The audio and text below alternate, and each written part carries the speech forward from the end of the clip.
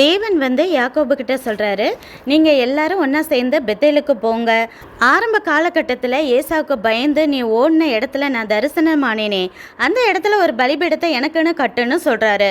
அப்போ தான் யாக்கோபுக்கு உணர்வே வருது, அவங்க கிட்ட இருந்த விக்கிரகங்கள்னால தான் இவ்வளோ பிரச்சனைகள் வந்திருக்குங்கிறத புரிஞ்சு எல்லாரையும் கூப்பிட்டு வச்சு சொல்கிறாரு, அந்நிய தெய்வங்களை உங்களை விட்டு விலைக்கு போடுங்க, விக்கிரகங்களாம் இருந்தால் தூக்கி போடுங்க, உங்களை சுத்தம் பண்ணிக்கோங்க, உங்கள் வஸ்திரங்களெல்லாம் மாற்றுங்கன்னு சொல்கிறாரு.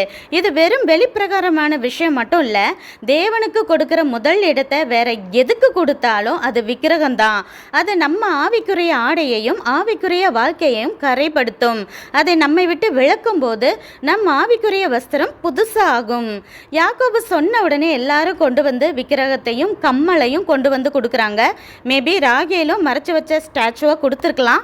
சேயேம் ஊருக்கு பக்கத்திலேயே கர்வாலி மரத்துக்கு கீழே எல்லாத்தையும் யாக்கோபு புதைச்சு போட்டாரு. அதே போல தேவன் நம்ம கிட்ட பிடிக்கலன்னு சொல்ற நம்மளுடைய குணங்களோ தேவையில்லாத ஃப்ரெண்ட்ஷிப்போ இல்லை பொருட்களோ எதுவாக இருந்தாலும் அதை நம்மளும் வேணும்னு சொல்லி புதைச்சு போட்டுருவோம்.